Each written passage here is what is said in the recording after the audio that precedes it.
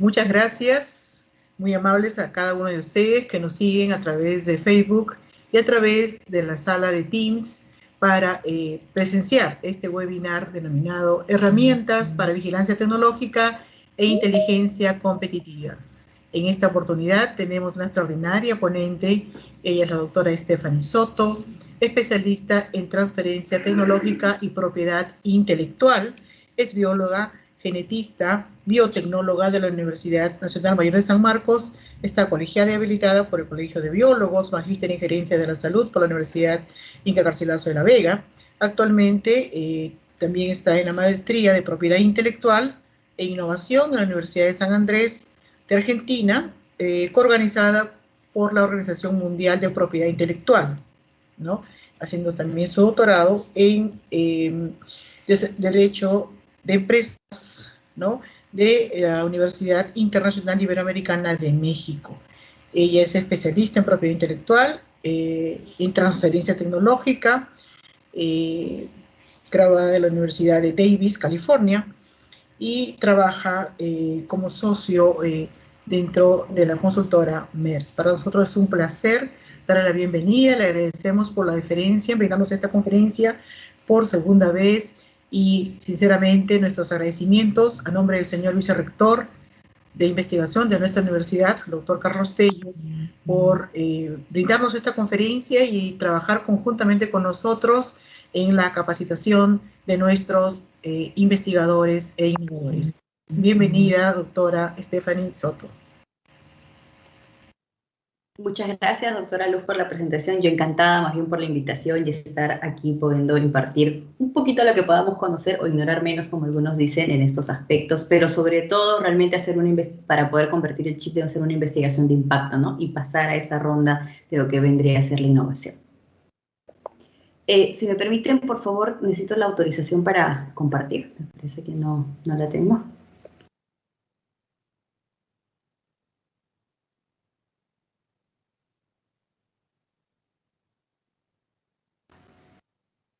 Por favor, no tengo la autorización para compartir pantalla. Ya está, listo.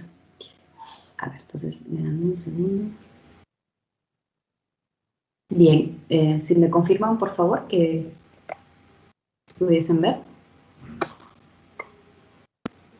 ¿Sí?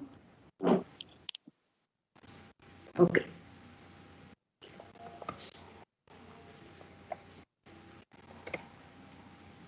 Ok. Bien, primero agradecer a la Universidad Federico Villarreal, al vicerrector de investigación y por supuesto a la doctora Luz por esta invitación. ¿Sí se ve, verdad? Doctora, permítame sí se ve, sí se ve. Dar la bienvenida al doctor Carlos Tello Malpartida, quien se encuentra con nosotros. Señor vicerrector, no sé si sería tan amable de dar su saludo a nuestra ponente invitada. Bueno, muy buenas tardes a todos.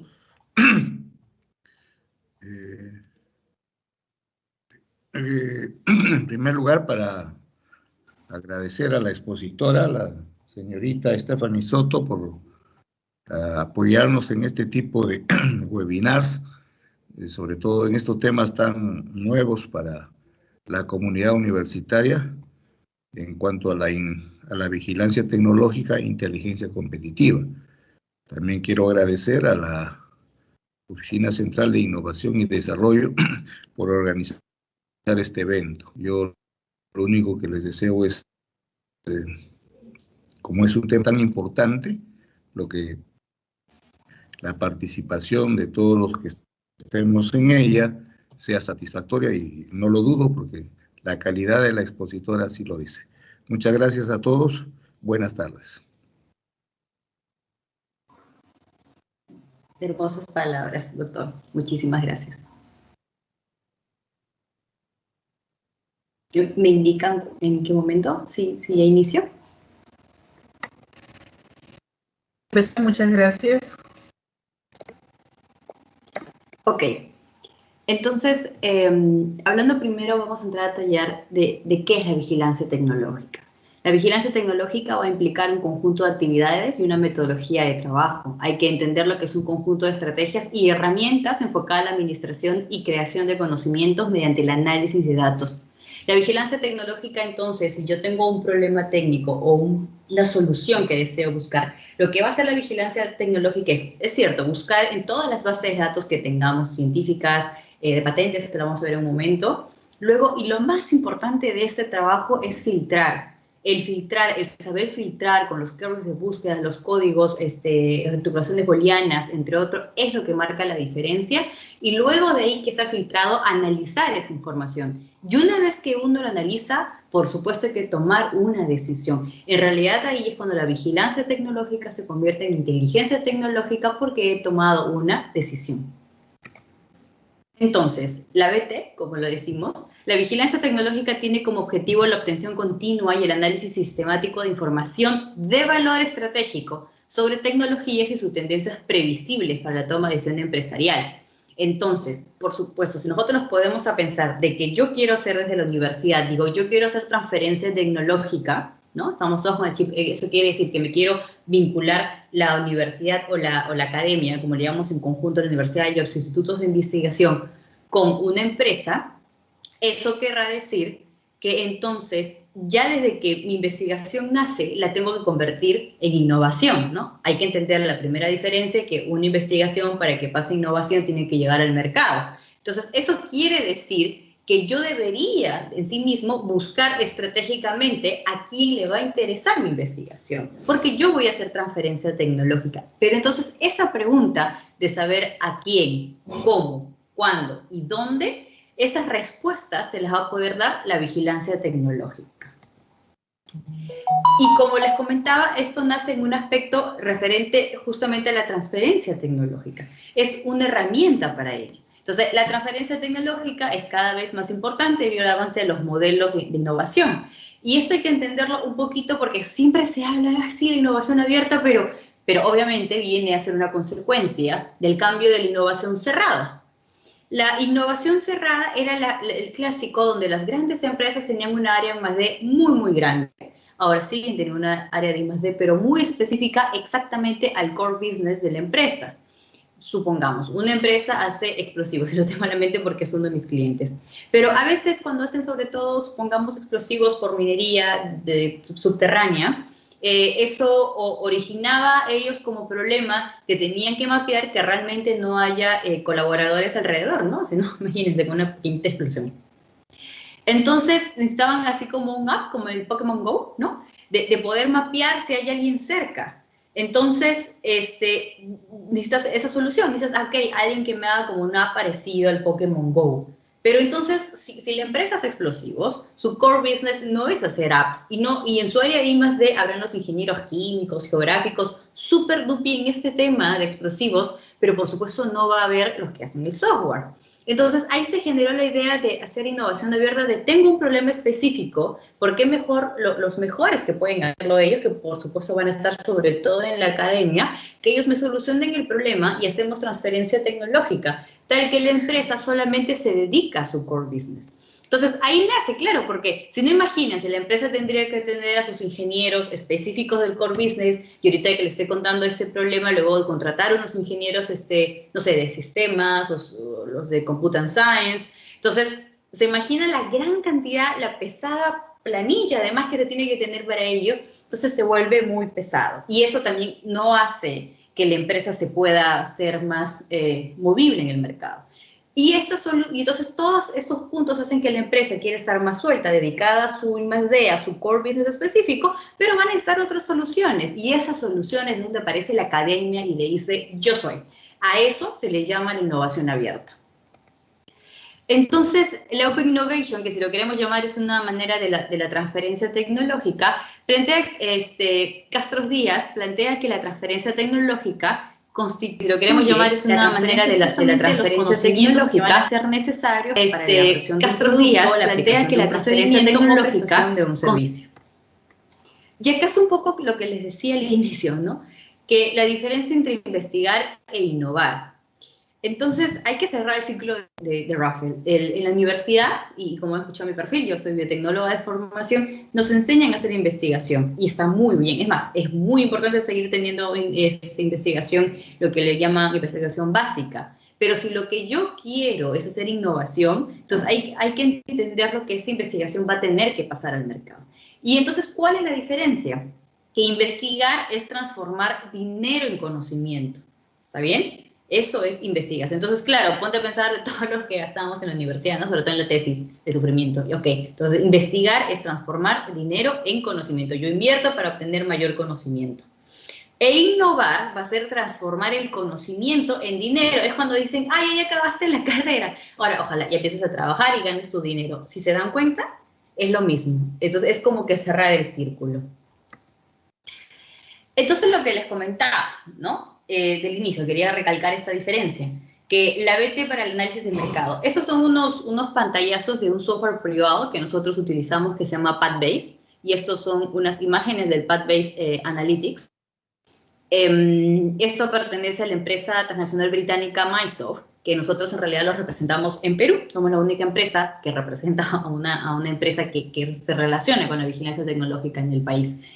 Y eso nos permite, justamente con cada uno de nuestros clientes que trabajamos con las universidades, incluso con las instituciones del Estado, como con Concitec, por ejemplo, hemos trabajado, con el Banco Interamericano y otras, y por supuesto empresas, lo que le damos con eso es hacer mapeo. Por ejemplo, ahorita estábamos viendo con unas entidades del Estado, de justamente lo que le llaman los ecosistemas de innovación, ¿no? Entonces, cómo mover por región, cómo hacer que un producto específico de esa zona se promueva, pero sobre todo hacer que también todo el ecosistema de esa zona se circunde. Entonces, quizás es un recurso biológico, entonces la empresa lo quiere vender, pero el mejor investigador está en la academia, entonces hay que generar absolutamente toda esa cultura de innovación y esa atmósfera. ¿Y quién te da las soluciones? La vigilancia tecnológica, para saber, porque al final la pregunta uno es, ¿y qué quiere el mercado?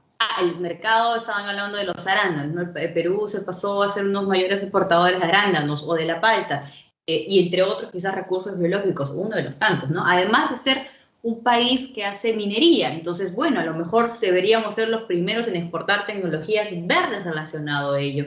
Ok, la minería quizás tiene especialistas solamente en ingeniería, no sé, pues metalúrgica o químicos de procesos de lixiviación, pero entonces debe haber, no sé, pues un ingeniero ambiental o un ingeniero químico que sepa hacer, ya salió, ¿no? La biolixiviación o otras cosas. Entonces, y de esta manera se empiezan a unir. Y esas soluciones te ayudan tecnológica. El mercado versus tecnología. En el mercado tendremos las preguntas como de cuáles son las necesidades, la dimensión del mercado, la rapidez de entrada, si se adoptará un modelo, cómo se cambian las necesidades. Mientras que la tecnología, la pregunta será si funcionará, si quedará obsoleto, habrá efectos secundarios. Esto es importante entender las preguntas, porque entonces no esperamos responder, o sea, a veces me dicen, ¿y cuando haces vigilancia tecnológica puedo saber mi nivel de maduración de la tecnología? No, porque esos son los CRL, eso es una respuesta de la tecnología. Es un factor sí cuando hacemos valoración tecnológica, más no te lo puedo responder con vigilancia tecnológica, no sé si me dejo entender. Entonces es importante entender esos dos puntos que también suenan igual. Y entonces cuando nosotros evaluamos el mercado mediante la vigilancia tecnológica, pues se puede analizar los puntos estratégicos como potencial tecnológico y el interés del mercado, que es lo que les decía, ¿no? O sea, si yo quiero hacer una investigación para transferirlo, necesito saber qué cosa está pidiendo el mercado, qué cosas realmente me van a comprar, o sea, lo que yo estoy investigando ahorita, si es que lo quiero hacer innovación, ¿a quién le puede interesar? ¿Quiénes van a poder ser mis potenciales adquisidores de dicha tecnología, ¿no? Ya sea el empaquetamiento tecnológico, que seguro también lo han escuchado. Entonces, la vigilancia tecnológica tiene como una de las principales bases hacer la gestión de la propiedad intelectual. Y quizás lo han escuchado, ¿no? Justo la doctora Luz me comentaba de los diversos cursos y felicito que la Villarreal tome estas banderas que son tan importantes entre justamente cada una de las categorías, ¿no? Y bueno, esto es en nuestro caso lo utilizamos la vigilancia tecnológica en la metodología que nosotros le llamamos el IP Thinking desde el inicio. Entonces, lo que les decía, ¿no? Pongamos a pensar. Dicen, ok, yo quiero hacer una investigación para transferirlo. Perfecto. Entonces hago y aplico vigilancia tecnológica en uno de los informes que se llama quizás estado del arte o mapeo tecnológico para saber acerca de, no sé, fertilizantes en un tipo específico, en una zona específica. Perfecto. Busco composiciones nuevas o para ver sobre eso, para basarme, ¿no? Para no reinvestigar la rueda. Y luego yo empiezo mi investigación, la mejoro porque ya vi que hay en el mundo, luego de ello comienzo, lo mejoro. Y obviamente si yo ya sé, porque empecé con un estado del arte, que esto va a ser nuevo y entre otros requisitos que tiene que cumplir, potencialmente lo pueda patentar. O habrá secreto empresarial como la fórmula de Coca-Cola, ¿no? O quizás mejor una variedad y ser un certificado obtentor de variedad vegetal, entre otros. Y de ahí, y es lo que están en los startups o los spin-off, de ahí si yo ya lo quiero posicionar en el mercado, yo mismo le tendré que poner una marca, ¿no? Marca colectiva, un logo en específico, y eso viene a ser ya incluso los logos y las caricaturas del derecho a autor. Entonces, al final, incluso hay que mapear que la marca que yo le quiero poner también sea distinta, que también sea nueva, hasta el packaging, el empaquetamiento, ¿no? El paquete de cómo se presenta es que se puede proteger como diseño industrial, por ejemplo, el de Pulpín, ¿no? Eso era un diseño industrial. O ahorita que está, pero súper de moda, el tema de los apps. Entonces, tú en los apps, el interfase lo puedes proteger también por diseño industrial. Entonces, te pones a pensar en tantas cosas que se pueden hacer y protegerlo. Y para ello te ayuda, obviamente, la vigilancia tecnológica. Entonces, y aquí en los ejemplos que le daba, quería precisar que los derechos de propiedad intelectual no es hacer gestión de propiedad intelectual, ¿no? La gestión de propiedad intelectual, lo que le llaman el IP management, es tener una visión de por qué se hacen las cosas. Y la vigilancia tecnológica es esencial. Entonces, cuando uno patenta, lo hace con un fin, porque lo va a querer, un fin lucrativo, porque en realidad, que es una de las clases que siempre digo, que es los principios económicos de la propiedad intelectual. La propiedad intelectual nace para generar un impacto. El impacto, si quieren, lo pueden llamar monetaria directamente, si quizás son las empresas, pero desde la universidad quiere generar un impacto en la sociedad. A lo mejor con ello se generan nuevos puestos de trabajo o se disminuye un problema desnutricional, supongamos que había, pero estás generando un impacto. Si no hay un impacto, se está desnaturalizando el porqué de la propiedad intelectual. ¿Cómo hago entonces para no desnaturalizar la propiedad intelectual y realmente generar valor? Con la vigilancia tecnológica, porque sé que lo que voy a patentar realmente lo voy a transferir, realmente lo voy a explotar. Entonces lo estoy haciendo en esa continuidad, ¿no? El por qué, cuándo y cómo. Entonces, el conjunto de estrategias y herramientas enfocadas, como les comentaba al inicio, a la administración y creación de conocimientos mediante el análisis de datos va a venir a ser la ABT. Entonces, a ver, yo tengo un problema, como les decía, ¿no? Quizás las composiciones químicas de una formulación en especial, algo nuevo que quiero hacer, un biofil, como me comentaba Luz, o algo en particular, la vacuna que ahorita está de moda. Ok, ¿qué hay a base de ello? Hago entonces primero mi búsqueda de información. Y acá vale todo, ¿ah? Acá vale todo, vale desde el Google Scholar, bueno, Wikipedia menos, ¿no? Pero entonces aquí dos grandes ramas de información. Tenemos tanto los artículos científicos, correcto, la tesis, obviamente, pero hay otra fuente muy importante que son las patentes. Pero también hay que tener cuidado que cuando nosotros googleamos, hay mucha información. Es más, ahorita estamos en la época que le llamamos de la infoxicación. Entonces tenemos que tener mucho cuidado porque, o sea, tú haces un clic y tienes too much information. Entonces ahí por eso les decía la importancia de saber filtrar, ¿no? La infoxicación es justamente el exceso o sobrecarga de información que ya ni disciernes qué es realidad y qué no lo es, ¿no? Qué es verdadero, qué no lo es. Entonces el filtro por eso es muy importante. Pero entonces les decía que tenemos las fuentes de información que vendrían a ser los artículos científicos, por supuesto, o toda esta literatura en realidad no patente que le decimos nosotros, que viene bajo el artículo científico, los pósters, las tesis, entre otros. Pero otro gran bloque de información y que no lo utilizan justamente los científicos o los investigadores, o no es muy usual, en tal caso en Latinoamérica, viene a ser la patente. La patente es una fuente de información, y no lo digo yo, lo dicen incluso artículos científicos, y les voy a explicar por qué. Porque la patente tiene 5 características importantes, que es disponible, fiable, temprana, estructurada y relacionada. mediante la patente, normalmente el 80% de tecnología, o sea, de la última tecnología, solamente se publica por patente. En el banner de esta conferencia estaba el creador de Tesla.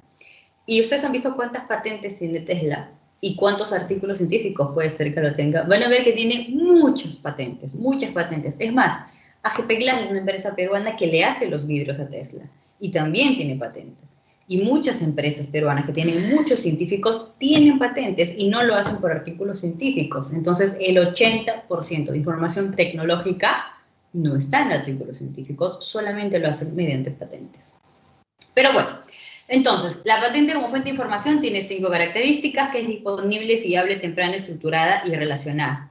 Se dice que es disponible porque es cierto, hay buscadores gratuitos, tú puedes entrar a la página de Indecopy y recabar la información de las patentes presentadas en Perú.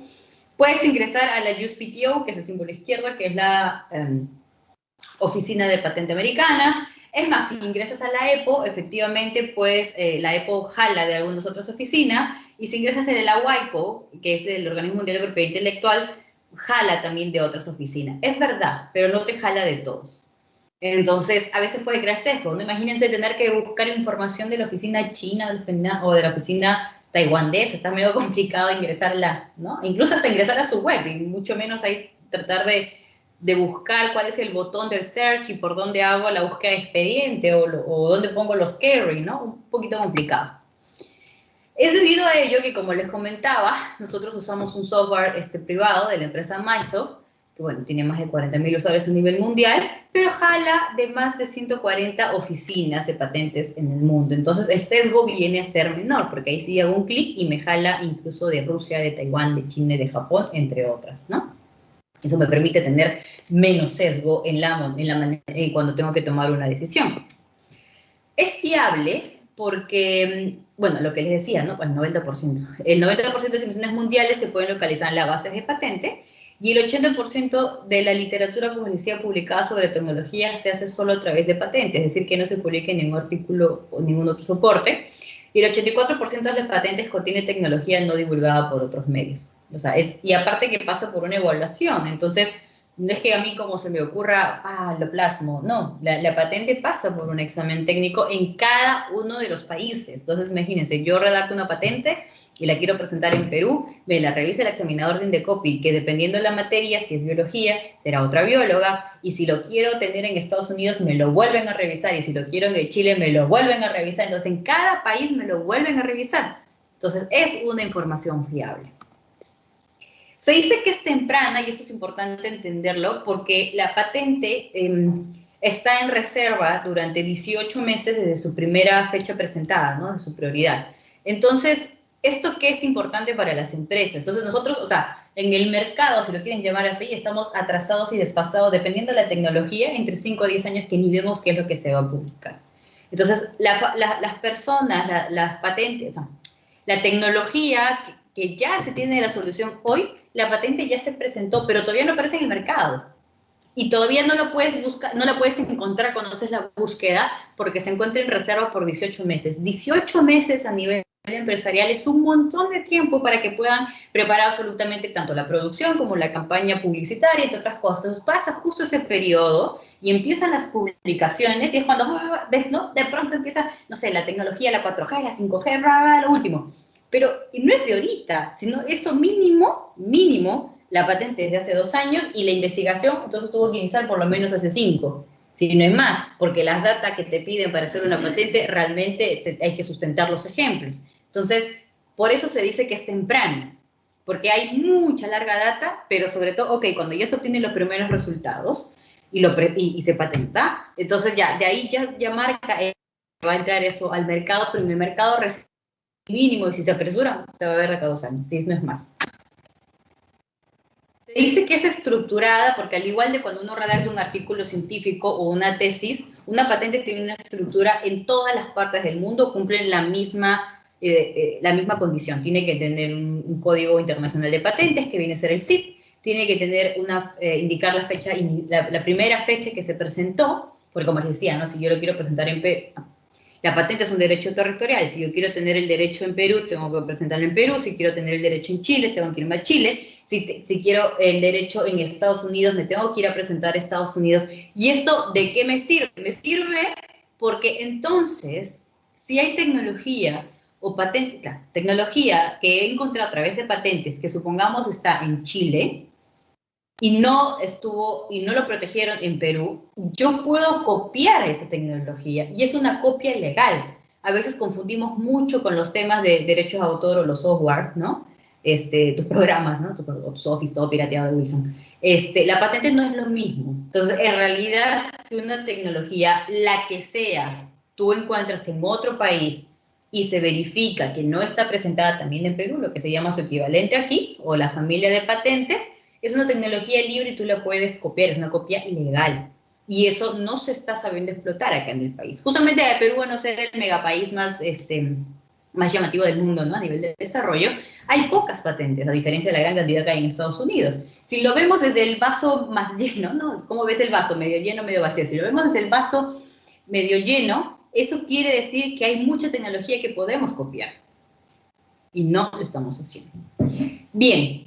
Y entonces también la patente te da la información de los titulares, la información de los inventores. ¿Y eso para qué sirve? Porque tú sabes quién más está investigando en ello. Entonces, ¿con quién puedes ser partner en algo? Oye, por ejemplo, me acuerdo que eso trabajamos para el INS. Hicimos unos boletines para las enfermedades endémicas, leishmaniasis, malaria, y no me acuerdo cuál es la tercera.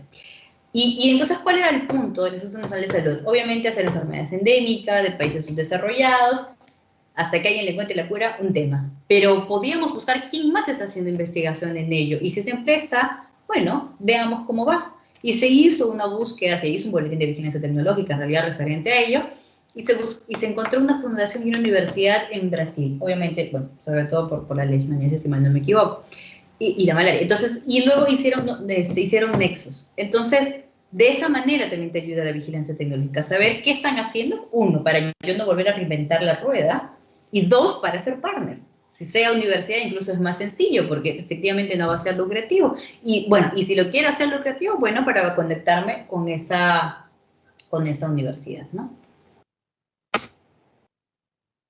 Y se dice que es relacionada porque al igual que una tesis, si tú tienes que dictar la parte de tus antecedentes, ¿no? En qué te basas, porque nadie te iluminó así de cero. La patente es lo mismo, hay una parte de antecedentes que se tiene que dictar, que se tiene que indicar de qué patente, más o menos de qué tecnología yo me guié, porque no empezó de cero, ¿no? Yo leí algo y lo quise mejorar. Ok, y fueron ABC, ¿no? De patentes. Y bueno, y eso vienen a ser las citas, ¿no? Entonces, la pregunta del millón. ¿Cómo inicio una búsqueda? Estos son unos pantallazos que he hecho en PathBase, de cómo inicio una búsqueda. Entonces, bueno, lo primero son los query de búsqueda que lo vienen a hacer la estructura, ¿no? Los constructos que pueden ver ahí como número 1 y número 2. Entonces, hay que armar el constructo de búsqueda y ahí hay que saber los conectores, bueno, los conectores de truncamientos o booleanos, ¿no? Si son las dos palabras, será AND. Si puede ser una o el otra, tendría que ser OR. Ahorita voy a igual tratar de compartir mi pantalla para hacer una búsqueda rápida en el mismo PathBase. Entonces, por ejemplo, acá quería buscar, si mal no me equivoco, vehículos automáticos.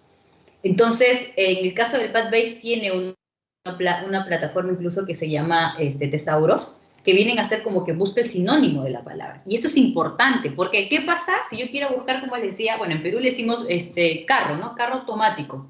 Pero en España le dicen coche, pero en otro país le dicen vehículo, pero en otro país le dicen, no sé, whatever. Y yo solamente lo busco como carro. Entonces, el buscador no es malo, el buscador busca lo que tú dices que busque. Entonces, él no va a encontrar las otras palabras. ¿Cómo sé yo, entonces, las 21.000 maneras que le pueden llamar al cosito que yo quiero, ¿no? El carrito, ¿cómo le pueden llamar? Entonces, esta parte que se llama Tesauros te ayuda a buscar esos sinónimos, por así decirlo, sinónimo entre comillas y con pinzas, en realidad. Entonces, por eso van a ver que decía vehicle, incluso le dicen motor, o sea, imagínense, vehicle, motor, auto, automóvil y van. Entonces me decían, en las patentes, cuando se refieren a lo que tú estás buscando como carro, por si acaso que le dicen tal, tal, tal. Entonces, por eso ven el or. Entonces, les pongo la palabra que, o le llaman carro, o le llaman automóvil, o le llaman esto, o le llaman el otro. Siempre en inglés. Y yo quiero que sea automático. Entonces, está automatic y está con un asterisco. Eso es lo que le llamamos nosotros truncamiento. Porque puede ser automático, automatizado, ¿no? Lo que vendría a ser en español. Entonces, para esas palabras que podrían hacerla, no me acuerdo cómo se llama el fenómeno, morfema, la última parte, entonces se le trunca. ¿Sí?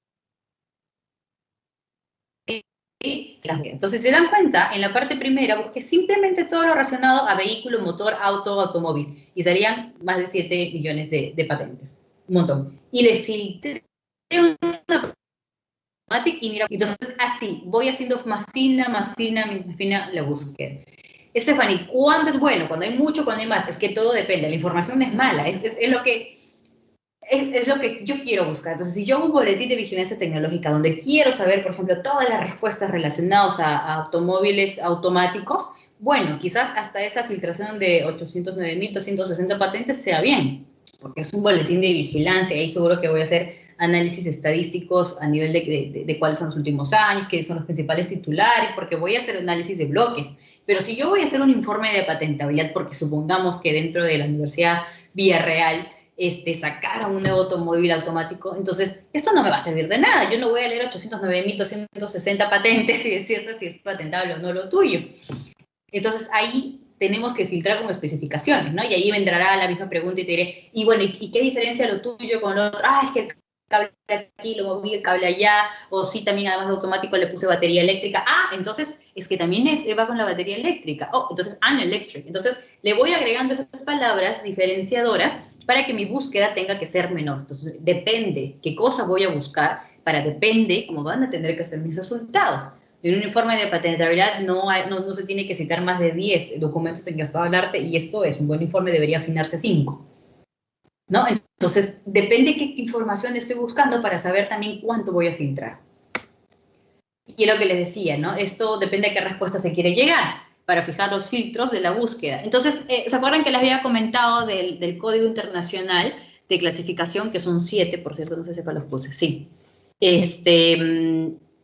ahí está, ¿no? Por ejemplo, entonces, ok, sección A viene a ser todas las necesidades corrientes de la vida. La sección B viene a ser todas las técnicas industriales. La sección C es la química y la metalúrgica. La sección D son textiles, la sección E, construcciones fijas, la F, mecánica y iluminación, la G, física, la H, electricidad. Y dentro de ellos hay subsecciones. Entonces, yo lo que puedo hacer es filtrarlo. Entonces, supongamos que yo solamente quisiera, ok, vehículos automáticos, pero relacionados a necesidades en la vida.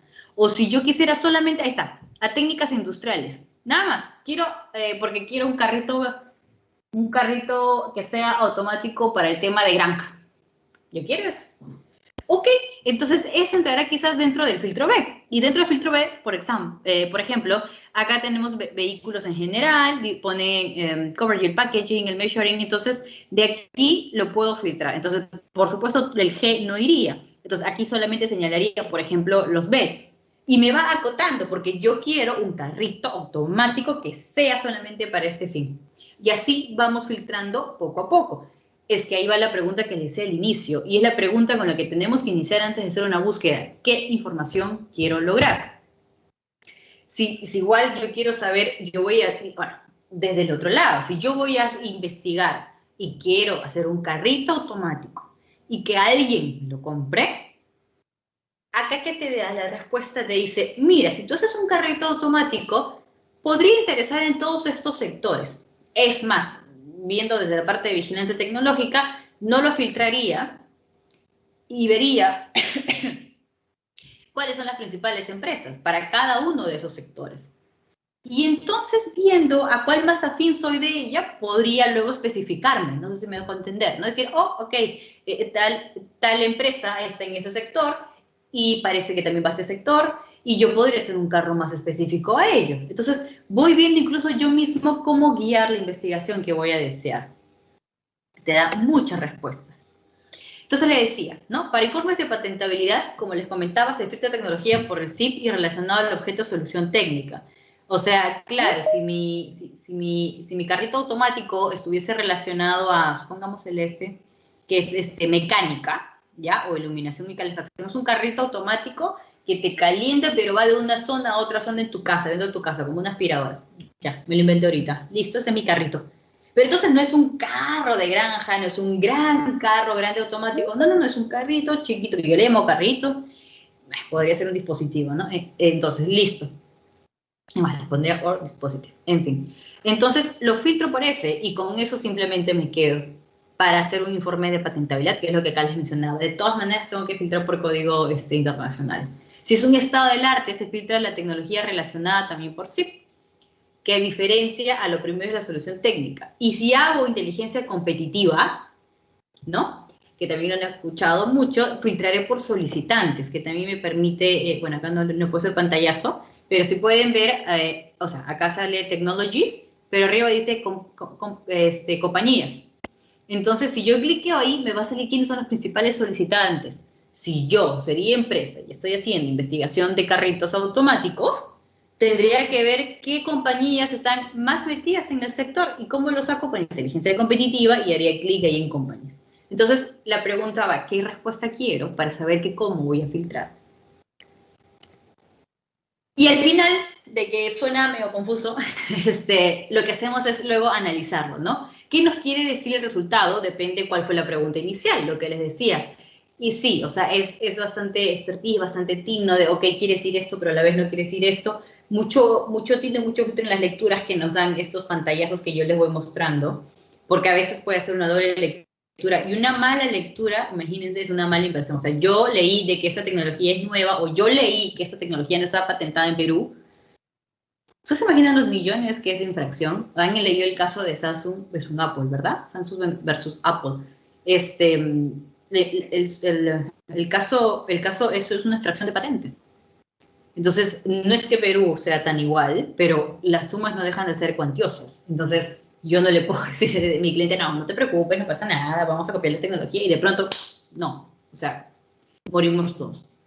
Entonces, hay que tener mucha finura en esos filtros que se hacen y las lecturas que muestran las imágenes, ¿no? ¿Qué nos quiere decir el resultado? Depende de cuál fue la pregunta inicial.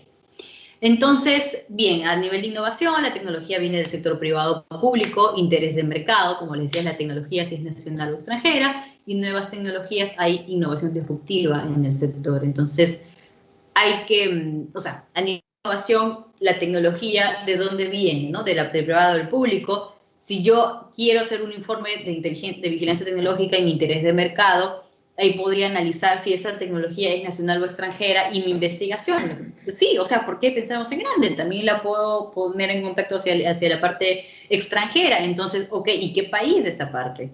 Ok, tal, porque yo tengo contactos por allá, o anyway, ok, perfecto. Entonces, lo voy perfilando. E incluso, esto aquí de interés de mercado es básico cuando nosotros hacemos una PCT para luego hacer una internacionalización. Porque, como les decía, la patente es territorial y yo luego tengo un plazo, bueno, de un año, por Convenio de París, para internacionalizarlo. ¿Pero a qué país me voy a ir? ¿A los 140? O sea, no hay forma. O sea, nadie, una fortuna, no es posible. ¿Cómo analizo qué país sí, qué país no? Pues el informe de interés de mercado te ayuda a determinar qué países vale la pena, entre comillas, ir a proteger, sea porque lo voy a explotar, sea porque en ese país pudiese haber proveedores de la tecnología. O sea, ni siquiera es que lo vayan a comercializar, quizás simplemente ese es un país de material primario para que haga mi producto. Sea porque ahí están mis competidores. O sea, hay muchos puntos incluso para analizar, en caso de que estoy hablando de empresa, ¿no? Cuando yo voy a internacionalizar. Entonces, cuando nosotros, por ejemplo, manejamos carteras de varios clientes nacionales y nos ha tocado internacionalizar, esto era un tema básico. Hacíamos PCT, incluso antes de hacer PCT, hacíamos un interés de mercado porque hay países que no son PCT como Bolivia y Argentina, y había que analizar, vamos a ir a esos países, Bolivia, Argentina, Uruguay o ciertos países que son solamente Convenio de París y luego vamos a hacer PCT, pues a lo mejor igual entramos antes de PCT, ¿no? ¿Por qué va a esperar tanto? Entonces, esas preguntas te da la vigilancia tecnológica y estás hablando de mucho dinero, ¿no? Que hay que invertir para cada uno de los países internacionales y que amerita, lo que le digo siempre a la gente, que amerita no ir a un país. Quiere decir que la tecnología es libre copia en ese país. ¿Está bien? Entonces, y eso que es libre, qué quiere decir para ti. O sea, ¿realmente te perjudica, no te perjudica? Entonces hay que llegar a ese punto en el decir, no, no me perjudica por a veces motivos, la inversión va a ser tanto en tal país, Estados Unidos, Chile, whatever, y se coge a qué países vamos a ir. Entonces eso ayuda mucho el interés de mercado, cuando hay que internacionalizar, porque, o sea, imagínense, $5.000 que me cuesta solamente la solicitud en Estados Unidos, no es posible, ¿no? Y luego viene el análisis de palabras claves, que también te ayuda a filtrar por el sector, ¿no? ¿Cuáles son las palabras relacionadas a ella? Creo que ya me excedí. Ya eso es un caso de estudio que hicieron justamente en Inglaterra, o sea, con el PAT-Base, y para presentarlo de vehículo autónomo, que era, y aquí hicieron el análisis de procedencia de la tecnología. Eso es lo que decía las principales compañías. Entonces, aquí, por ejemplo, vemos en el análisis que es justamente, por ejemplo, la Toyota, está Bosch, no deberían licuar, cosas, líneas blancas, bueno, está Honda, Hyundai, Nissan, Ford, Mitsubishi. Obviamente la primera son de las que venden carros, pero miren abajo, está Google. O sea, Google. Bueno, Google se metió en todo, ¿no? Pero bueno. Y entre otras compañías que tú puedes decir, o sea, ¿realmente esa? O sea, va. Pero así se mueve. Entonces, empresas que tú pensabas que no estaban en el sector, olvídate, están en el sector. Entonces ahí es lo que también dicen el competidor, nunca hay competidor chiquito, porque de pronto lo puedes ver que ahí está apareciendo.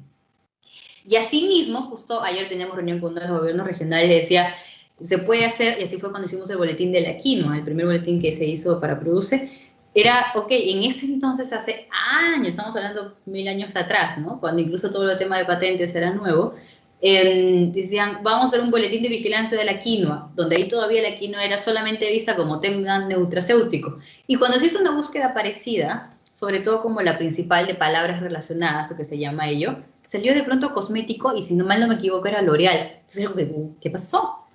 Pero es que ya estaban empezando a investigar a la quinoa como un tema cosmético, y hoy ves la quinoa y hasta la pitahaya metido como productos cosméticos, no solamente de consumo. Entonces, estos estudios incluso te ayudan a adelantar ello, ¿no? Es decir, es que ya no está la onda en tema nutracéutico, ahora la onda está en ese producto cosmético, ¿no? Perfecto, ahora utilicemos la pitahaya o cualquiera de nuestros recursos a hacer productos cosméticos. Entonces, te ayuda esas lecturas, y como le digo, entonces, oye, yo tengo una carrera de ingeniería alimentaria, voy a estudiarlo más a la pitahaya desde ese punto cosmético, además que creo que se gana mejor que en la nutracéutica. Entonces, te ayuda a ir perfilando eso.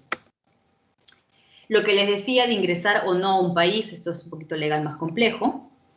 Esto es muy lindo, a mí me encanta. En los temas ¿te acuerdas que le comentaba de las citas? Que uno tiene que decir el estado del arte. Entonces, o sea, imagínate, tu patente te dice a cuál citó, ¿no? Que vemos la parte roja. La que dice Catal, no sé si ven ahí mi puntero. Ok. Entonces, ella te dice cuál es la patente que citó, pero luego a ella también la citan. Entonces, de una tecnología que tú relacionaste, puedes ir hacia atrás cuál fue la cero. Entonces, es increíble. Puedes ver como que el árbol de esa tecnología, cómo fue evolucionando, e incluso las que vienen abajo, cuáles serían sus variantes. Ahora, eso es también el análisis de lo que ustedes han escuchado, seguro, tecnologías disruptivas o no disruptivas, porque depende del número de citas para poder hacer ese análisis, ¿no? Parte de los índices de innovación, ¿no? Y bueno, al final de todas estas pinceladas, viene la parte importante, decidir. La decisión de la etapa más importante de la BTEC es la decisión, y se va a convertir en inteligencia tecnológica. Entonces, ok, ya analicé todo, hice la busca, 8.000 horas ahí, y entonces, ¿patento? No patento. ¿Ingreso al mercado? No ingreso. ¿Investigo, en su caso de ustedes, investigo en esto? No investigo en esto. ¿Qué hago? Ahí vas a tomar la decisión con los resultados que se obtenga. O sea, al final yo quería investigar en pitahaya para seguir temas nutracéuticos, pero en el mercado he visto que a nadie le interesa. Ahora, yo sé, no doble lectura, es que a nadie le interesa porque realmente entonces sería innovador, o no le interesa por qué. O sea, incluso cuando vemos que hay patentes muy, muy bajo grado, hay que hacer esa lectura. ¿Y cómo puedo saber si es que es innovador o no? Dependiendo de los años donde están las últimas patentes. Entonces, me dejo entender, hay una doble lectura. Ok, yo no veo mucho patente, entonces quiere decir que podría ser nuevo. Sí, o puede ser que alguien ya lo intentó y a nadie le gustó. Entonces se analiza esos dobles puntos. Bien. Y con ello acabaría, no sé si alguien tiene alguna consulta.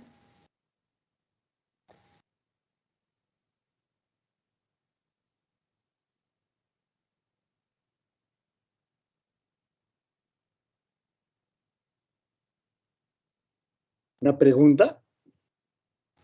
Sí, por supuesto. Por favor, su nombre y me lo indica. Ernesto Apolaya.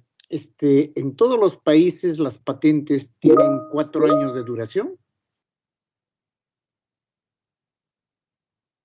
Las patentes en realidad tienen 20 años de duración. Las patentes de invención tienen 20 años y las de modelo de utilidad 10. Y sí, esas son todas las patentes del mundo. Lo que quizás se está equivocando es que en Indecopi se demoran 4 años para otorgarte la patente. Y eso sí varía de país en país. Ok, gracias. Muy amable. Encantada. Una pregunta. Sí, por favor, me dice su nombre, que como no veo la ventanita, no sé quién me habla. Justo Solís. Justo. Sí, por favor, Justo, dígame. Para evitar, digamos, la demora de 4 años en Indecopi, ¿yo podría presentar mi solicitud en otro país? Muy buena pregunta e interesante. Sí, y también en Indecopi hay una manera que también lo puede hacer muy rápido. A ver, ahí le cuento 2 soluciones. Si se quiere hacer solo por Perú, por un tema económico, cuando uno lo presenta, puede pedir lo que se llama publicación anticipada, porque acuérdense que les decía, ¿no? La patente se publica en 18 meses y luego recién, pues Indecopi recién designa su examinador. Pero si yo digo publicación anticipada, eso quiere decir que lo va a publicar al menos en 6 meses. Entonces ya ahí le quitaste 1 año. Entonces con eso se podía cortar 2 años más o menos. ¿Sí? Eso si hacemos solamente Indecopi. Y sí, y la otra manera, por ejemplo, que sí hemos manejado con unos clientes que buscaban también internacionalizarse, porque, ojo, no es obligatorio, más sí se ve bien, que al ser, peruanos, ¿no? La empresa, la universidad, pues el primer país en presentar la patente sea Perú. Pero entonces, lo que podría hacer es que, por ejemplo, en Estados Unidos te otorgan en 1 año, o sea, te otorgan normalmente en un plazo de 2 años, pero pagando un servicio que ellos le llaman Fast Track, te sale en 8 meses a mí me sale una patente. Obviamente, el ligero pequeño detalle es que Fast Track costaba como unos $5,000. Y una vez que me otorgaban la patente en Estados Unidos, lo que hice fue solicitar PPH, ¿no? Patent Prosecution Halfway en Perú. Entonces es como que decir, oye, homológame los resultados en Estados Unidos, pero esta homologación es entre comillas, ¿no? Porque igual pasa por una evaluación, pero igual es más rápido. Entonces, eso sería otra posibilidad, pero sí es bastante más cuantiosa, ¿no? Y otra pregunta más. ¿Cuál es el papel, entonces, de la Organización Mundial de Propiedad Intelectual o Propiedad Industrial? La OMPI, Propiedad Intelectual, de la WIPO. Sí, bueno, es que hay 2 convenios. Hay el convenio de París y el convenio de PCT. Entonces, el convenio de París fue dictado, fue el primero en realidad, y fue por la OMC, y luego sale la OMPI con ese nuevo tratado, con la PCT, el Patent Cooperation Treatment, quien lo administra es la WIPO. ¿Qué es ello? O sea, el convenio de París, que te decía y te obliga en realidad a todo el mundo, es que al menos tengas 1 año para que tú te puedas ir a las otras partes del mundo, ¿no? Entonces, mi primera solicitud de Perú es hoy 21 de mayo y tengo hasta el 21 de mayo del 2022 para irme a todo el mundo. Pero en realidad, cuando hay que internacionalizar, ese tipo queda corto. O sea, si me tengo que ir a 30 países, cambiar a 20 idiomas, imaginan, es una locura.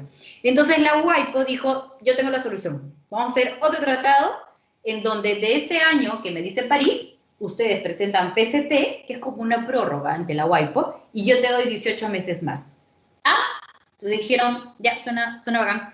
Y 145 países, si mal no me equivoco, fueron los que firmaron el tratado. No firmaron todos, como por ejemplo, y le estaba diciendo Argentina, Bolivia, Uruguay. Ellos sí solamente hay un plazo de 1 año por París. Pero de ahí hay países, incluyendo Perú, Estados Unidos y otros, que sí firmamos PCT. Y esa parte la administra la WIPO, pero la administración quiere decir que les dice a todo el mundo, oye, por si acaso ellos han pagado, más la WIPO no hace un papel de examinación. O sea, si bien es cierto, saca la opinión internacional, pero no es vinculante, porque el derecho solo te otorga las oficinas de propiedad intelectual de cada país, ¿no? Entonces, básicamente es su papel de la WIPO, ¿no? Además, bueno, eso es lo más importante de la PCT, pero también administra el convenio de Madrid para temas de marca, no se me perdió el nombre, el convenio para los diseños industriales, administra estas particularidades que si los países se quieren adscribir, pues ellos le ayudan, ¿no? Básicamente eso. No sé si respondí tu pregunta. Sí, gracias. Encanta. Otra pregunta. Sí. O sea, vamos a suponer que unos chicos, o sea, un grupo de chicos, ¿no? De eso que se llaman investigadores tecnológicos, ¿no? Están desarrollando un prototipo, ¿no?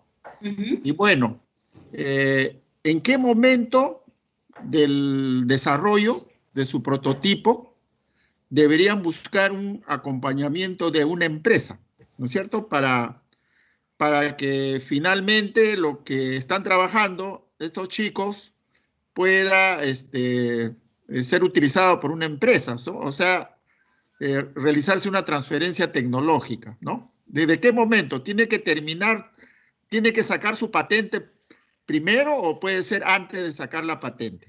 Eso es muy importante, me parece, para poder impulsar a los grupos innovadores de jóvenes. Así es. Y muy buena pregunta, justo. Así es. Ahí hay que primero hacer dos puntos, como te decía. Uno, mínimo nosotros recomendamos que sea un TRL3 a nivel de maduración de la tecnología. Ojo, porque mencionaste que era prototipo, ¿no? Entonces, mínimo lo recomendable es que sea un nivel 3, exceptuando si son software, porque eso es más sencillo. Para hacer una transferencia tecnológica hay que hacer un empaquetamiento tecnológico. Cuando uno habla de un empaquetamiento tecnológico, tienes la parte de activos, o sea, de activos intangibles y de no tangibles. Entonces, como digo, uno de los puntos que se analiza es en qué nivel de maduración está la tecnología. Pero si tu pregunta es en qué momento debo yo de patentarlo, definitivamente te diría antes que me siente a negociar con la empresa. Porque al final yo me puedo sentar a negociar con una empresa. O sea, si yo hago transferencia tecnológica, quiere decir que le voy a transferir mi tecnología. Pero para yo transferir mi tecnología, primero tiene que ser mía. ¿Cómo es mía? Cuando yo la registro. Entonces, lo que uno hace cuando hace transferir, normalmente entonces le licencias, ¿no? Como que le alquilas tu tecnología. A veces se vende, sí, depende de la negociación. Pero entonces yo no podría hacer transferencia tecnológica, yo no te puedo transferir algo que no es mío. No, te lo transfiero en una hojita. Eso no es transferencia tecnológica en sí misma, no sé si me va a entender. Entonces, cuando hablamos de empaquetamiento tecnológico, que es en realidad la parte clave, hay que analizar esos puntos. Ok, ¿cuáles son los intangibles? Ok, tiene 2 patentes, 3 secretos empresariales, 4 eso, 5 el otro. ¿Listo? ¿Cuáles son los tangibles? Bueno, el prototipo que está en este nivel, que lo tenemos aquí, bla, bla, bla, y se va a pasar al otro lado. Perfecto, listo, más el know-how, que eso tiene otra valoración, y eso es el empaquetamiento. Pero tú estás transfiriendo lo tuyo.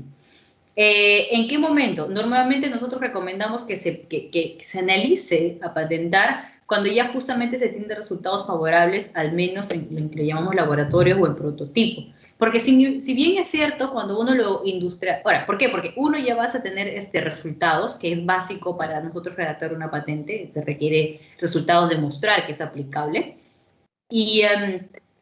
Pero entonces, si bien es cierto, cuando tú lo vayas a poner a nivel 7, ¿no? A nivel ya de mercado, va a haber ciertas modificaciones, es verdad, pero también es cierto que normalmente por ingeniería uno dice, ok, el rango que puede modificar de esto puede ser de 5 a 8, esto puede ser de 10 a 20, vas más o menos dateando, ¿no? Ok, entonces cuando uno redacta la patente, jamás se redactan exactitudes, sino lo redactas en rangos, y son en esos rangos que tú estás diciendo, ok, cuando lo vuelva a mercado, lo que hoy lo hago en dimensión 2, esto es como 1 a 8, entonces era como de 7 a 4. Ah, ok, de 7 a 4. Entonces, me dejo entender. Se utilizan los rangos y obviamente se dice el best mood, la mejor manera de aplicación de los resultados que yo tengo en ese momento, y así se presenta la patente. Es más, las patentes farmacéuticas normalmente las redactamos así, porque ya saben, o sea, estamos viendo con todo este tema de la vacunación, esa fase 1, fase 2, fase 3, ahí no que no era una dosis, eran 2 dosis, eran 3 dosis, que sublingual, nasal. Entonces, ok, vamos con la composición y de rangos. Y conforme justamente va a la par uno mejorando, entonces vas luego agregando tus resultados, porque definitivamente la oficina te lo va a pedir, ¿no? Y te va a decir, oye, pero tú dijiste del 1 al 10 y aquí solamente en la memoria descriptiva presentaste del 1 a 4, porque es cuando tú estabas en prototipo. Y dije, sí, ¿verdad? Y acá presento mis otros ejemplos. ¿Por qué esto es importante?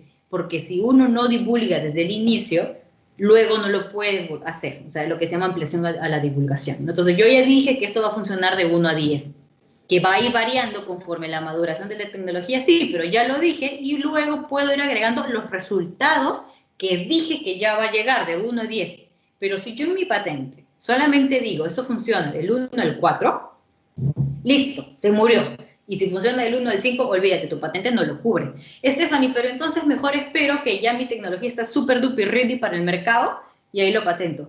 No, porque hasta que llegues ya perdiste meses, quizás hasta años, y tu tecnología ya no va a quizás cumplir el nivel inventivo. Recuerda que por eso la patente tiene 2 años de reserva, porque la idea es que te adelantes. O sea, la patente no es un default al final del todo proyecto de innovación. No, eso va al inicio.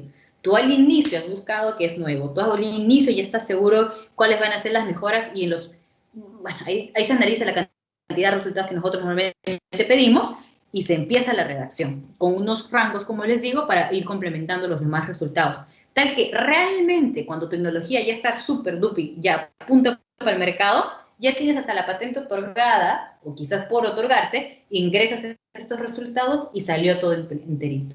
Sí, es básicamente la estrategia. No sé si me deja entender. Está bien, gracias. Pero, ¿cómo podemos ayudar a estos grupos de innovadores, por ejemplo, que están en el 4º año, 5º año, ¿no? Y por ejemplo, en electrónica de la Villarreal, los alumnos presentaron 10 solicitudes al Indecopi, ¿no? Pero después no hemos sabido cuál es el destino que han corrido esas solicitudes. ¿Por qué? Porque cada uno de los chicos, después que han egresado, cada uno ha tomado su propio rumbo. Ese es el punto 1. Y el otro punto es que por lo menos habrá 2 casos, ¿no? 2 casos que, bueno, han desarrollado su prototipo y luego, ellos mismos lo han comenzado a fabricar en su taller, ¿no? Y han conformado una empresa, o sea, un emprendimiento, ¿no? Un emprendimiento. Pero su crecimiento es limitado. Yo pregunto, entonces, vamos a suponer, ¿no? Vamos a suponer con mucha suerte que el emprendimiento de este chico, ¿no? Comience a sonar, ¿no es cierto? Adquiera una gran, ¿cómo le puedo decir? Gran volumen de ventas, gran mercado, etcétera. Entonces, en algún momento lo pueden, alguien, ¿no es cierto? Alguien en el mundo lo puede denunciar que no es original, digamos, ese producto y le hace un juicio. No funciona así lo que es el tema tecnológico. O sea, porque la tecnología se protege por patente. Y si no lo has protegido, lo único que va a ocasionar es que sea de copia libre, como lo había indicado. La originalidad es un tema que se evalúa en derechos de autor, que es básicamente que realmente lo tuyo, tú le has puesto tu impronta. Pero si tú dices que lo tuyo es innovador, o sea, la única persona que podría decirte, demuestra tú, o sea, cuando dicen, no, mi tecnología es más verde, mi tecnología es más gringo, yo soy el más innovador, la verdad que si me dices, si alguien puede decirte, no, tú no eres innovador, podría ser, y quizás Indecopi en su dirección de protección al consumidor, ¿no? Que te diga, ¿y tú por qué dices que eres más innovador? ¿No? Demuestra. O tú por qué dices que eres más ecoamigable, demuestra. O sea, y es por una protección al consumidor, ¿no? Que el consumidor no se vea engañado con frases que uno utilice como eslogan cuando vende un producto o un servicio. Pero de ahí nadie más podría decirte. Ahora, si tu pregunta va y es, no, si alguien en el mundo quizás hizo algo parecido y va a venir, me va a denunciar a mí porque va a decir que yo me he copiado lo suyo, es que, bueno, eso es más en temas de artículos científicos, en temas tecnológicos, lo único que te van a decir, ¿y dónde está tu patente? O sea, si tú dices que eso lo hiciste antes, ¿dónde está tu patente? Por eso es la importancia de tener una patente con fecha lo más anterior posible. Y del punto que me decías de los 10 chicos que se fueron a Indecopi y en qué habrá quedado. Mira, ahí la verdad que te diría 2 cosas de la experiencia que hemos trabajado con algunas universidades. Me parece que sobre todo, o sea, me parece que todas las universidades tienen que ellos son los titulares de los derechos. Más allá, por eso es que yo decía del inicio, ¿no? Más allá de decir, ya vamos a patentar todos, es entender por qué lo vamos a hacer. O sea, básico, yo siempre digo, tienen que saber principios económicos de la API, porque si no, se van a Indecopi a tratar de patentarlo algo, pero como tú dices, ¿no? Y después, ¿en qué quedaron los 8? 2 te lo sabes, pero ¿en qué quedaron los 8? O sea, presentaron la patente y quedó con un papelito más. ¿En qué quedó? Entonces, ahí la verdad que te diría es un tema cultural, o sea, creo que la doctora Luz está haciendo mucho impulso de ello, en que realmente los que tienen ese ímpetu de querer hacer tecnología, y por supuesto que está muy bien que el primer paso sea patentar, es que ahí mismo y a la par que están haciendo ello, buscar cómo lo voy a transferir o como tú bien dices, si yo mismo lo voy a ejecutar. El Fondecite en ese sentido ha tenido muchos fondos, nosotros apoyamos a un equipo porque también apoyamos en formulación de proyectos, que ganó como 450.000 soles para lo que es validación empresarial. Entonces su proyectito que empezó así como una startup, ¿no? Como un tema así, ganaron la validación y te imaginas, boom, ¿no? Y justo ahorita lo están transfiriendo en México. Entonces, en realidad es como una incubación quizás, ¿no? O sea, tienen esas ideas pioneras y lo que hay que hacer es, ok, sentarse con ellos y como un coach tecnológico decir, ya, ¿y para qué vamos? Tú lo vas a hacer, vamos a hacer entonces rondas de inversión porque vamos a hacer como un startup, cuánto va a ser cada uno porque nosotros lo vamos a producir, o la meta es hacer transferencia tecnológica. Ya, no, la meta es hacer transferencia tecnológica, ok, y se arma el plan de ruta de cada uno, de cualquiera sean las dos decisiones, ¿no? Entonces, no sé si con eso te respondo, o sea, a tu pregunta es bastante compleja, no hay un manual, es decir, hay que seguir el ABC, depende de cada grupo, pero sí te puedo asegurar que hay que apoyarlo, sí. ¿Cómo? Haciéndole esa pregunta tal cual, o sea, ¿tú lo vas a producir o no lo vas a producir? Ah, sí lo voy a producir, ok, hay que armar el startup, las rondas de inversiones, y hay que hacer todo un apoyo también de cómo se arma ello. Ah, no, lo voy a transferir, ok, para transferir, la misma que te decía, ok, es tuyo, no es tuyo, ya está la titularidad, los contratos, las sesiones, entre otras cosas que hay que analizar, cómo va a ser la negociación. Negociar también es un arte, pero espectacular, es todo un tema la negociación de un empaquetamiento. Entonces, listo, se negocia, entonces hay que hacer ese acompañamiento, yo te diría desde el inicio de que alguien ya, los chicos ya lo están investigando y ya están con ese espíritu de ser patente desde ese rato que tienen como que la idea ahí cultivada, desde ahí meterles a hacerle gestión, ¿no? Definitivamente. Gracias. En realidad nos has ilustrado bastante. Gracias. Encantada. Doctora Stephanie, solo para complementar, usted sabe que Indecopi, bueno, no ha lanzado este año, pero hasta el año pasado tiene programas que ayudan a agilizar en sí el patentamiento. Uno de ellos fue en su momento el programa Patenta Universidad, en donde se podía presentar al menos 10 patentes. Pero claro, la primera etapa es solo una evaluación de viabilidad. Entonces uno concursa y le pueden seleccionar como una propuesta viable para patente, ya sea de invención o de modelo de utilidad. El año pasado, por ejemplo, nosotros hemos presentado también el programa Patenta y hemos sido seleccionados con 5 patentes. Pero esa es la primera etapa, solamente te dicen sí, tu propuesta es viable. De ahí viene el trabajo fuerte de hacer el documento técnico, de reunirse con los asesores, en un promedio de 1 mes, 2 meses por cada patente, trabajar, mejorar, etcétera. Y entonces llegar en sí recién a la solicitud de patente e ingresarlo a Indecopi. En esa oportunidad, respecto a esas 10 propuestas, eso no se hizo. Realmente se declararon viables, ¿sí? Pero no se hizo el documento técnico, no se hizo en realidad la solicitud. Eso quería aclarar. Podría ser, y para complementar, mira que el proceso que aunque suena largo, no comentas, y eso es para una presentación en Perú. Si se quiere hablar de una PCT o de una internacionalización, ahí va, por ejemplo, porque considera, o sea, Concitec por eso te financia para que una PCT, dentro de las condiciones, es que una empresa, incluso te piden condiciones, y creo que solamente somos 8 los estudios aprobados por Indecopi, por Concitec, que cumplimos, de haber manejado PCTs, porque ya internacionalizar incluso la redacción de una patente de nivel PCT y a nivel extranjero es otro nivel, ¿no? Como si, o sea, la PCT es todo un formato distinto, saber que en Estados Unidos se utilizan tal palabras, que en los demás, y imagínense, es una redacción que uno le tiene que tener tan precisa que te tiene que valer en todo el mundo, ¿no? Entonces, miren que ese punto estamos hablando hacia que el Indecopi estaba ayudando para las patentes que normalmente se van a quedar solo en Perú, porque ya si se piensa realmente en internacionalizar, bueno, por ello Concitec dijo, ok, hay que apoyar a la internacionalización. sacaron un fondo en donde uno de los requisitos que pedían a los que postulan es que tengan una empresa que los acompañe. Nosotros efectivamente hemos redactado entre 2, 3 PCTs los que han ganado el año pasado, justo ahora el 5 de julio es el último entregable que tienen que hacer. Pero entonces ello, ¿no? O sea, a nivel internacional incluso hay que tener mayor análisis, ¿no? Es más complejo. No sé si alguien tiene alguna consulta más.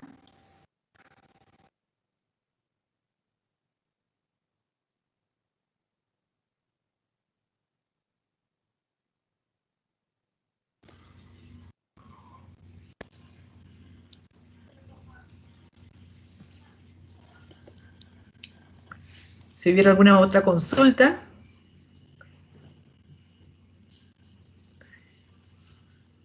Bien, de lo contrario, invitaríamos al señor vicerrector, al doctor Carlos Tello, para, por favor, cerrar el webinar del día de hoy.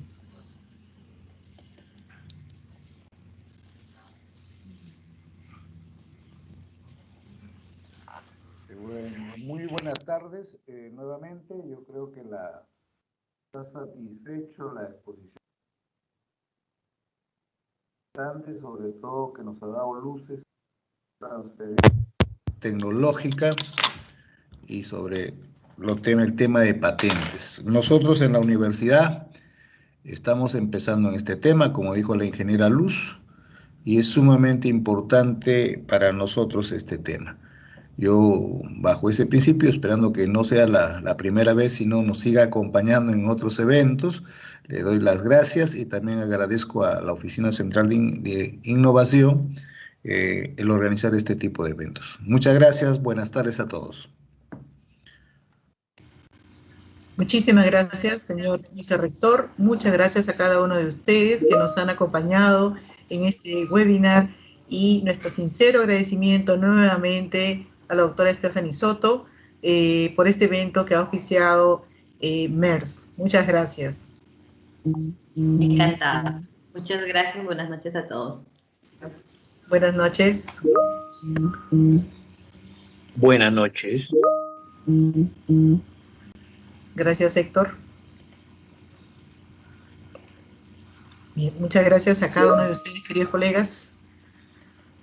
Como saben, también hemos aprovechado, digamos, el marco de nuestro curso de capacitación para formulación de proyectos de innovación, y espero que este contenido haya sido útil para incluso mejorar aún más nuestras propuestas. Y espero que realmente se están tornando muy interesantes, muy prometedoras. Este contenido. Y seguramente mañana seguiremos discutiendo sobre las propuestas que ustedes están organizando, cada cual en su grupo, ¿no?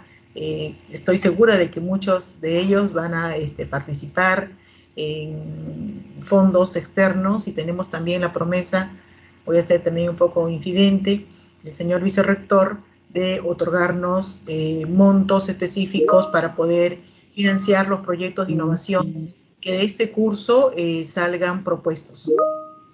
Así es que estamos en ese aspecto bastante optimistas, bastante contentos. Yo les agradezco mucho por tanto esfuerzo de ustedes en este lapso de tiempo que incluso estamos de vacaciones, pero con este equipo de trabajo que hemos formado, estamos seguros que vamos a tener grandes logros. Yo la verdad les agradezco mucho, los felicito también, y bueno, seguimos adelante avanzando en nuestras propuestas, en nuestras formulaciones. Muchas gracias. Entonces, nos despedimos hasta mañana nosotros, ¿no?